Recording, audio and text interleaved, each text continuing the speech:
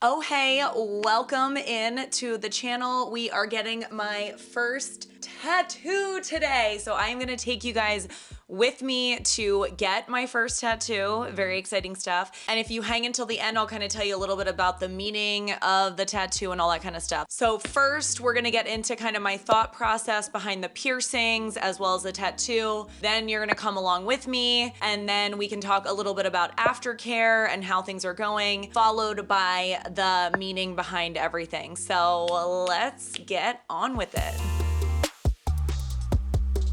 So let's first talk about my ears. I have become absolutely obsessed with this concept of earscapes, and I can throw up some pictures and footage so that you guys know exactly what I'm talking about. And I started researching it more a little bit on TikTok and things like that, and it's more complicated than I thought in terms of the healing process. I actually have no piercings. Like, I don't have any body piercings. Actually, tell me, because I don't really know, but I would think that maybe some of the ear piercings are equivalent to body piercings from the standpoint that some of them take 6 months, 12 months to actually properly heal. The only piercing I've ever had was my lobe, and that heals relatively quickly.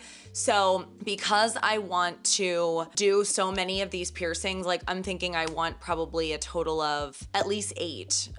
I kind of narrowed it down to what I wanted the most, and I wanted my rook, which I'll show you on my ear that's not done because I'm not supposed to touch this ear, which is, this part right here, that little grabby thing right there is your rook. And I wanted my doth or daith as well. That was the second one that I wanted the most, which is kind of like in there, right there. And so that's kind of what I had narrowed it down to. And I wasn't sure if they would be able to pierce me with stuff that I had gotten and brought in or not. So what I basically did was I got stuff just in case, and I found this website I really like. I can link all the stuff that I got. But as it turned out, I had to end up using their jewelry. So because I want so many of these, I feel like you don't really want to go about it haphazardly. You sort of want to kind of at least plan what you want your general earscape to look like. So as an example, with my rook, I knew that I actually wanted it to be hidden. It's called a hidden rook. I think it's a new-ish concept per TikTok. I have no idea. Rook I don't think is new at all, but I think the idea of doing it hidden. So you kind of have this like little chain down here floating potentially, if that's how you want it to be. And so as an example, with your daith or doth, you don't want them to be touching each other. I mean, maybe you do, but I didn't. You know what I'm saying? So I wanted one on one ear and one on the other ear. I asked everybody on Instagram, and they're like, hey, definitely don't do both, like one on each ear, which I totally understood why. Like, I am 100% a back sleeper. So I know that sleeping, I think, is one of the hardest parts about it. And mind you, I should also add, how I said I actually never got other piercings. What I mean by that is I've never gotten them pierced in a tattoo shop. Let me quickly tell you what I have gotten in the past. So I used to have my cartilage done before it was called Helix. Like, this was way back in the day. I had done it, but I had gotten it done with a gun. So that's why it sort of felt like a normal piercing. I had a double cartilage piercing that sort of was kind of on and off, but I did have it for years. And get this, at senior week when I was 18 years old, in the back of a t-shirt shop, I got what I guess nowadays, because again, it was like 20 years ago, would be called, maybe it would be around the conch. It was almost like a mid cartilage. It was almost felt like part lobe, part cartilage. I think nowadays at least one of those would be considered the conch. And as you can imagine, it was terrible and it never healed. They also did it with a gun at senior week in the back of a t-shirt shop. What a decision. I mean, like, it never healed. I think I gave it a year and I gave up. And that was obviously a very long time ago. So anyway, I went in, that's what I wanted. All right, now let's switch to the tattoo, because I kind of want to talk to you guys about like all the stuff leading up, and then the experience, and then kind of afterwards. So leading up to the tattoo, I've been wanting to get this tattoo for a very long time. It is a Real Fluencer. It means a lot to me. I'll explain all that at the end, like I said, if you want to hang till the end. I was very nervous getting this tattoo. I am not afraid of needles, but I don't know. I think it's just the fear of the unknown. You know what I mean? I also thought about at nauseum, like where do I want it and what font do I want? So when we went in, they had said to go to this website called DaFont, and people can kind of like submit their fonts and things like that. So I think, you know, you get some of sort of the very popular ones on there, but you'll also find ones that I think, I'm assuming it's artists that submit fonts. I don't even know. If you know more about this, please let us know down in the comments. So I narrowed it down, and I literally did it in Canva, which is like where I do thumbnails and graphics and stuff for LTK. I like took photos of all these fonts from dafont.com, put them in Canva, and kind of like really narrowed it down because I just couldn't decide. Like every one that I would go under, I liked it just as much as the last one. And I think I only went through 20 pages of the handwriting fonts, and there was probably tens and tens of more pages, maybe even over 100 more pages. And I could only get really through the first 20. And then eventually everything kind of starts to look the same. You almost feel like you like everything the same. So what I then did is I decided on this font that I absolutely loved, and I put it on Instagram. I was like, hey, which one do you like better? With the capital R, with the lowercase r. It was actually kind of a close call, and I think the lowercase r won by 60 to 60 40, something like that. And I remember someone made a comment that almost got me because I was leaning towards lowercase. I genuinely wanted everybody's feedback. So follow me on Instagram if you want to do things like pick out my tattoo font. Who knew, right? I do lots of fun things over on Instagram, way different than over here on YouTube. So definitely follow me over there. Also a lot more beauty stuff over there too if you are interested. So the one comment that almost got me was, it seems more like profound or important or, you know, that sort of thing when you capitalize something, almost like that's why you capitalize a name. That's, you know, and they're like, this is an important word to you, and it carries more oomph if it's capitalized. And I was kind of like, I agree. I mean, I do agree, but I just aesthetically really liked the all lowercase. So anyway, that's of course what we went with.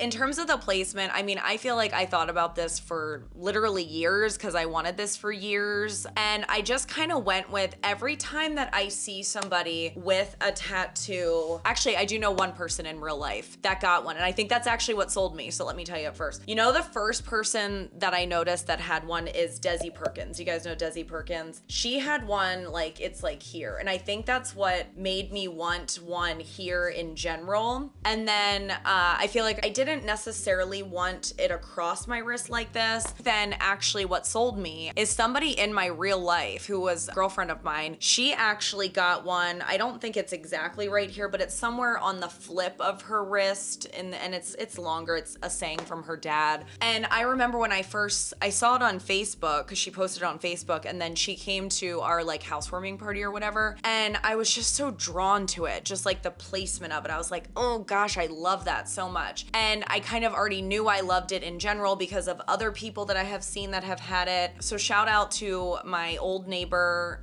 who I know in real life, and Desi Perkins, who were my inspo for this placement. And I ultimately decided I think I wanted the under part of my wrist just because I'm on Zoom calls a lot, and I don't know. I didn't really want it to overly show. I'm sure it'd be fine, but you know, for corporate gen or whatever. So that is why I picked the placement of it. So let's fast forward to the day of, and I do have some footage from that day, and then I'll come back and talk to you guys about just, you know, my experience I'm 5 days removed now, so we'll come back and talk in a second after you see the day of footage. See you soon. I know I'm a little bit crooked, but you're at least stabilized. So I am so nervous. It is tattoo day. I don't even know what to expect. I feel like I'm very comfortable with needles. You guys know, or at least I've announced it on Instagram, that I get that sclerotherapy for my veins, which is like 100 needle sticks per session, but I don't know. So I'm gonna do the wrist. I did have Instagram vote on their favorite font. If you don't follow me on Instagram, follow me on Instagram. You get to do fun things like vote on my tattoos. I don't know. It's my first one ever. My husband said it is not bad. Not bad. He said not bad. He has several, but this is my first one. So we're going with right there. I feel like this looks slightly fatter than this area, and I heard, you know, the more skin, the better. I don't know if I'm getting my piercings tonight, but let me at least quickly show you the jewelry that I got, at least for later piercings. So I'm getting my doth as well as my rook, and I want to do a hidden rook, but basically they don't know if this is actual piercing jewelry. If it is piercing jewelry by chance, I actually have to leave leave it there for a couple days so that they can sterilize it. If this is not piercing jewelry, I'm gonna go with their jewelry and actually get pierced tonight. So I'll pop up pictures, but you know, your rook is that little area in there. And then your doth, people usually use hoops and you'd kind of like always see it right there. So I am so excited. We'll see if I get all 3 things tonight. I don't really know. I think that's it. Wish me luck. See you on the other side.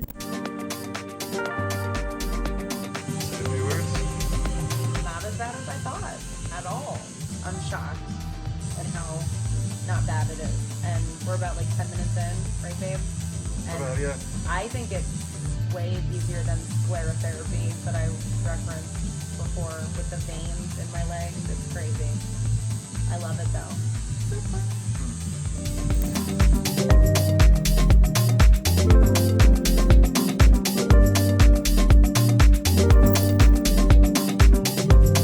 I'm more scared. I'm more scared about the piercing.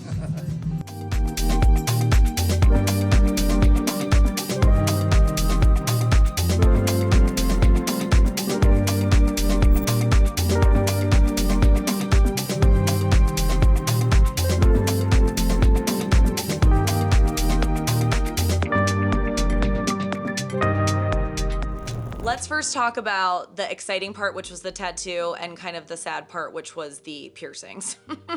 The tattoo. Oh my gosh. I could not believe how much it didn't hurt. And don't get me wrong, I'm not naive enough to know, like, I understand if you're getting a tattoo for 4 hours, it's probably gonna hurt no matter what it is. I totally get that. Mine was super simple. Also, the placement matters. I heard the wrist is kind of medium. You know, it's not the worst, but it's not the best either. I felt like I could have fallen asleep. That's how much I didn't think that it hurt. And I think I had myself so amped up. If you guys don't follow me on Instagram, you probably might not know that I've done sclerotherapy. I've done not my whole journey, but I've done some of my sclerotherapy journey on Instagram. Again, follow me on Instagram. But it's for spider veins and things like that. And I followed my progress through the last treatment. I've done it probably about 10 times. And if you're not familiar, what they do is they inject something that cauterizes the vein so that basically it kind of, you don't see it anymore. And I remember when I first went into that, I went in so naive. And I think that's almost why with this tattoo, I was like, I don't know. And I almost wanted to have more fear than probably what was necessary. Because I remember from my first sclerotherapy session, probably 5 years ago, when I first started taking care of my veins, because my veins would be really bad if I didn't have this procedure, probably on average like twice a year. I think she said it was gonna be like 10 injections. So I started counting because I was like, okay, it's gonna almost be over. And I'm not generally scared of needles, but you know, needles still suck, right? Like, I don't think anybody likes them. So I started counting and I got to like 100 and then I stopped counting. And I'm like, why would she tell me 10? I don't know if she was trying to be nice and not like psych me out or something, but it's like probably around 120 to 130 individual injections. And then, so you have the injection and then the stuff that they insert into you, the liquid, also burns. So my point is, I kind of had myself psyched up for that and I am used to that now. I can talk through it. I talk to the nurses and stuff that do it. And I'm, you know, the first time was really shocking and now I'm used to it. So anyway, I thought that this was no big deal. And considering how small it was and stuff, it probably only took like of the actual I don't know, maybe 15 minutes, something like that, maybe 20. My husband's took about 3 times as long, but his was also about 3 times as big as mine. So anyway, 10 out of 10 recommend. Everybody says that they're addicting. I can see that because I already feel like, ooh, I want another one. Where do I want my next one to be? I don't know, maybe piercings are the same way. So the piercings. So I went in and I was like, do you know what this hidden rook thing is? She was not familiar, but actually that one went really well. You know, she really kind of studied it. I pulled up the TikToks. Obviously she's an experienced piercer. It's not a piercing shop, it is a tattoo shop. I do understand it's probably better to go to a specific piercing shop. Let me know your thoughts on that and what you've experienced. But it's funny, I remember when it went through, It's weird, I think, on your ear because it's almost like you hear it from the inside. I don't remember the gun being like that. I remember when I had the gun done though, that I feel like the gun is so loud that it distracts. But here when it's a needle, it reminded me of something akin to getting like a cardboard paper cut in slow motion, sort of, where you can almost just like feel it and it feels thick. So it's like I felt it felt thick, and it was loud from the inside out. Very strange, very strange. But it actually went pretty fast, it went well, all the things. So I really had no complaints about that one. So then we talked about my doth, and she was looking at my anatomy and was like, I don't think you have the right anatomy for it. Or she's like, I guess she didn't really say that. Let me rewind. She said, I'm concerned about your anatomy. She's like, I feel like I could do it, but I am worried that it would, what's that called? Not wander off, but where it shifts, there's a certain word for it, I can't remember. It will wander off. No, but like it'll pull and like it would sort of like pop out, you know what I mean? And it kind of migrates. I think the word she used was migrate. So I was really disappointed. Which is, it's not her fault, obviously. I mean, apparently it's my ear's fault. But that was the one that I wanted the most. That's the one where like you can see the hoop from the inside. Oh gosh, I really wanted that one more than I wanted any of the other ones. So I was kind of bummed about that. I am gonna get a second opinion. I am going to go to a piercing specific place and get a second opinion. And you know what actually really sucks? Because I said, oh, can you check my other one? We of course already did the hidden rook, and she checked the other one and she's like, that doth probably would be slightly better. I'm like, crap. I was so mad. I was so mad because I'm like, dang it. She didn't necessarily say she would do it, but if I'm sort of like on the fence, I obviously want to save my best one for that. And like I said, I really don't want them to be on the same ear. They really should be on opposite ears in my opinion, because it's gonna kind of like muck up the earscape in my opinion. So I don't know. I'm bummed about that. I'll be honest. I'm totally bummed about that. So anyway, more to come on that. So then I kind of had to quick think because I didn't consider anatomy. Like I really didn't. All the research that I did on TikTok, I just didn't notice that certain piercings need certain anatomy, and the doth actually does. I mean, now that I kind of looked it up specifically, like specific anatomy you need for a doth, it definitely does. Like I also learned the industrial is a very particular anatomy as well. So anyway, I was trying to be educated, but I was still uneducated apparently. So I had to kind of not think so quickly, but I sort of was in my mind getting two piercings. So I quickly thought through like the general earscape aesthetic that I wanted. And I then knew that I wanted my tragus with the hidden rook. So I was like, okay, let's do the tragus. And I have always heard the tragus is not so bad. It's so funny too though, because if like you watch a bunch of TikToks and even like let me know down in the comments what piercings you have, what your experience has been. I would absolutely love to hear. I'm actually dying to hear. I need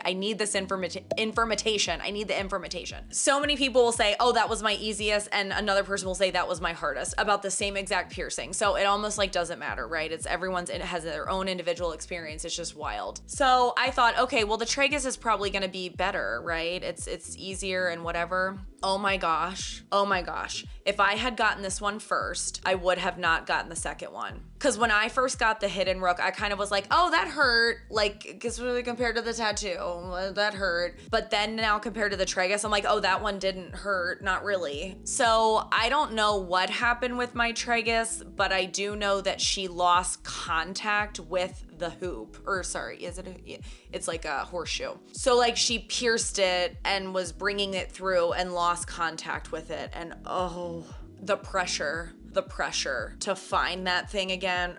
Oh my gosh. It was awful. It was awful. I'm getting anxiety just thinking about it. I was white knuckling and like clenching and like holding my breath simultaneously. My husband could not even look at me. He was like looking at my phone because he felt, I guess, terribly or whatever. Like, and there's obviously nothing he can do. It's almost like he couldn't look. You know what I mean? Let me know if you have your tragus done. I'm thinking it was so bad because of the fact that we lost contact. And that one, I mean, you could just hear it. Like I thought you could hear the rook. You could hear, I mean, if you think of where that is, right next to your ear where you hear, right? Like that's literally where like an earbud goes. So anyway, that was the experience.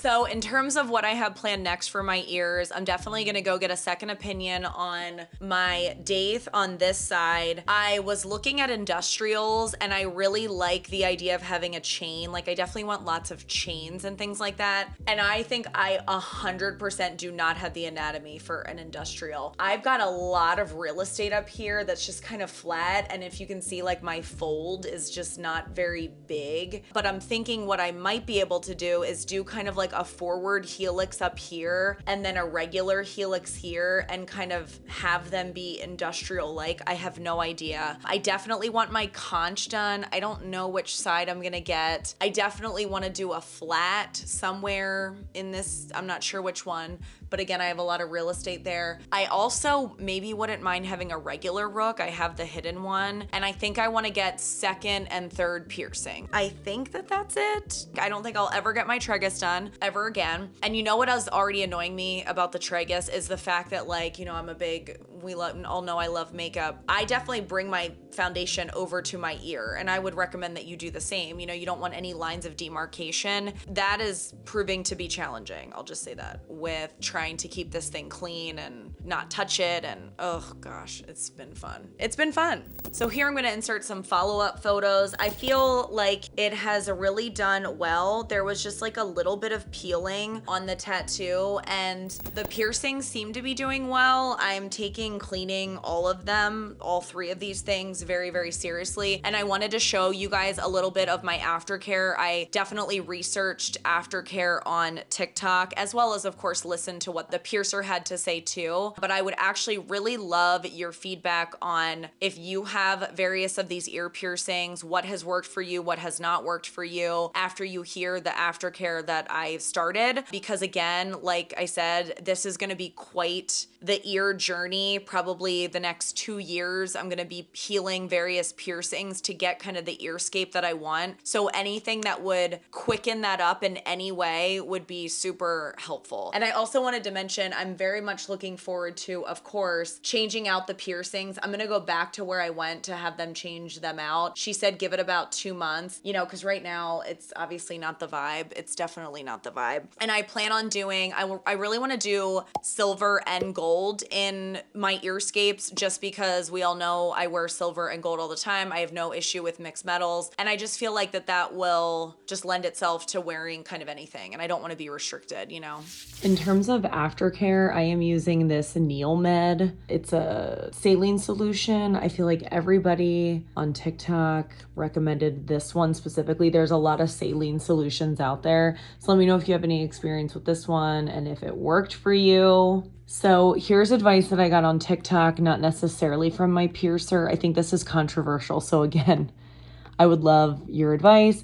A lot of people said that dial soap really worked for them and helped it heal much, much quicker. So basically I put this in one of these small things, you know, shake it up just like a few pumps and really dilute it. I just got this, so I don't even know how I feel about it yet, but if you have any experience with that, let me know. And I got these Q-tips that are lint free. So I just got these on Amazon. I'll link everything below. But basically, as you can see, they're like a foam. See how they're foam? Because the big thing is you're not supposed to use Q-tips because they can leave little particles and things like that. I'm hoping I can kind of get in and around this like a Q-tip, of course, but without the fear of actually using a Q-tip. In terms of the tattoo, they actually advised a couple things. So the same dial soap, the antibacterial, to wash it, a really good lotion that's not scented or anything like that. So I don't know, we picked up this Eucerin lotion. I had a bunch of lotions, but I was like, let's get a different lotion that's even a little bit more probably gentle. And then this sort of like a healing ointment. It is ointment, there you go. So I put the lotion on a couple times a day. I put this on once a day. They said to do that for about a week. So far, so good. So you can see right there, it's still peeling a little bit.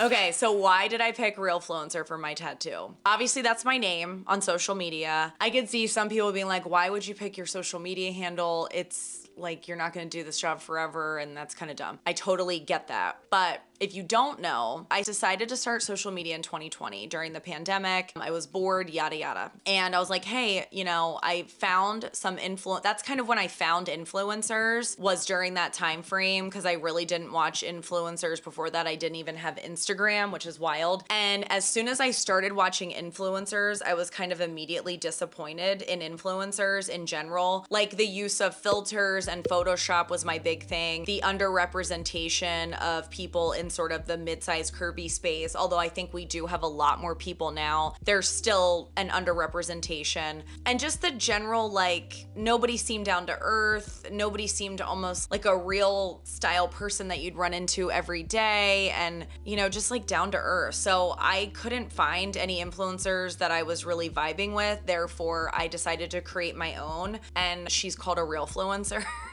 So I was trying to think of all these different names, and my original Instagram handle was like Jen IRL, I think. Jen_IRL, I'm pretty sure. Jen in real life. And I established that handle, and then I was kind of like, I don't know, it's not sitting well with me. Like, it doesn't feel right. It doesn't fit like a glove. You know what I mean? So then I was trying to think of like, what's a word for a non-influencer? So I think I came up with like ex-influencer, outfluencer, because it's like the opposite of influencer, non-fluencer, influence real. Like, I was saying all this stuff to my husband, and I specifically remember this time because oftentimes in our old house, we would talk while he was in the shower, which sounds stupid, which sounds kind of funny, but we had a cave shower where you just kind of step in, there's no door, and often I'd be like doing something in the bathroom, like skincare or something, and he'd be in the shower and we'd be chatting about it, and I was like, we were going back and forth, and I remember he stepped out of the shower, and I don't know why I remember this so profoundly, and he was like, what about Real Fluencer?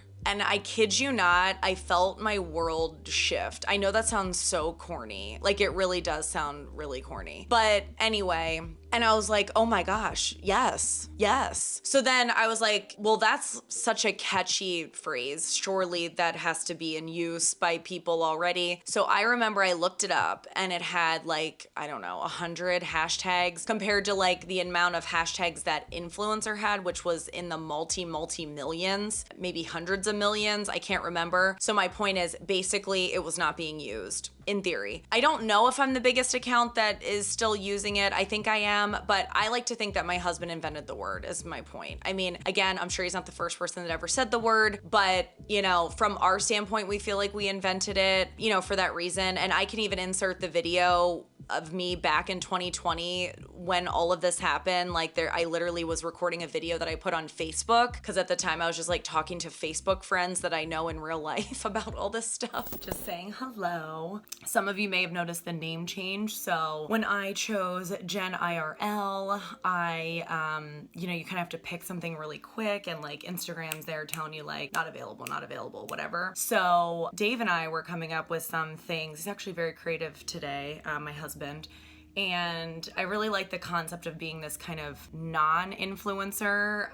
So together we thought of influence real and Real Fluencer. And I just have to say, I mean, I loved that. The hashtag that I could see for either of those had, almost nothing. So I don't know, 200 posts, maybe something like that. So I don't think many people are using that hashtag. So I just really love that. I love the idea of being different and using any influence that you would have or any platform for good and for real.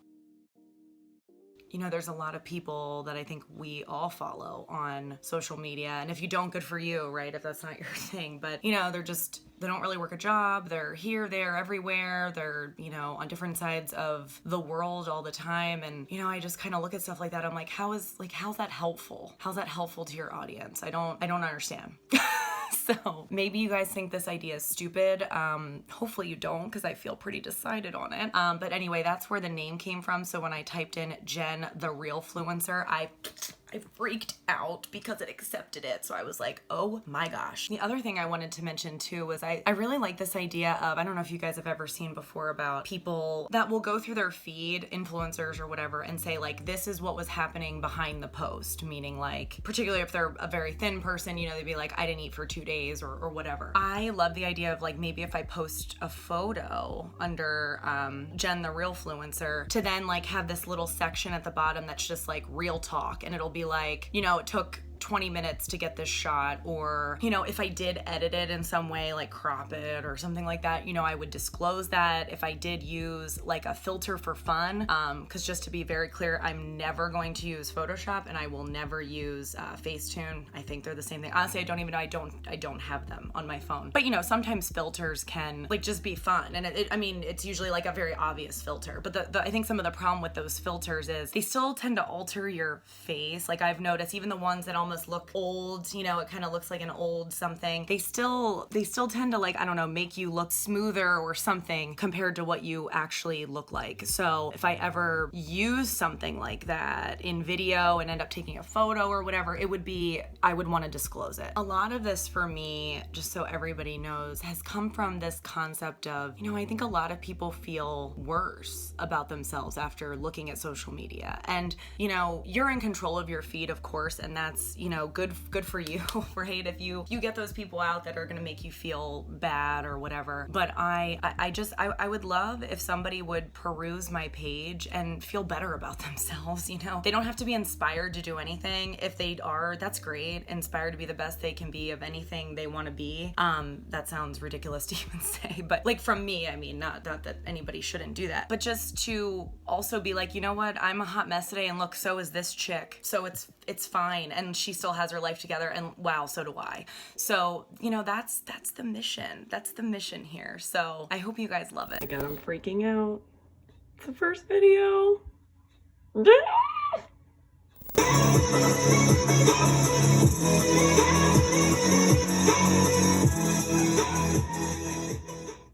Hi everyone, thanks for tuning in to Jen, the Real Fluencer. And anyway, so it has now become such a part of my identity. I feel like I identify with this term more so than my even government name, so to speak, my married name. It just means a lot. It means a lot. And even if someday we decide to like sell the trademark on it or whatever, it will still be ours. You know what I mean? Like it will still be all of that. So that's why, I mean, that's why it's so important to me. And that's why it's important to my husband too. And I feel like it will always be who I am. Even if like I don't do this in 10 years, it's still a huge part of my life. It's a chapter, I guess is probably the best way to say it. No matter what happens, it's always gonna be a very profound chapter in my life. And I can't think of a better way to memorialize the chapter between my husband and myself. So yeah, that is why we chose Real Fluencer. I love it. It's just so perfect. So yeah, that's gonna do it for this video. I know it was very different from my normal style of content. If you do happen to be new here, I normally do style and fashion, FYI. So if that sounds interesting to you, definitely consider subscribing. Hit the notification bell so that you will be notified every single time that I upload. Definitely let me know down in the comments. Do you think your tattoos have been addictive for you? Like, when did you get your first one? I'm 37, I got my first one. I'd be super curious. Do you have none?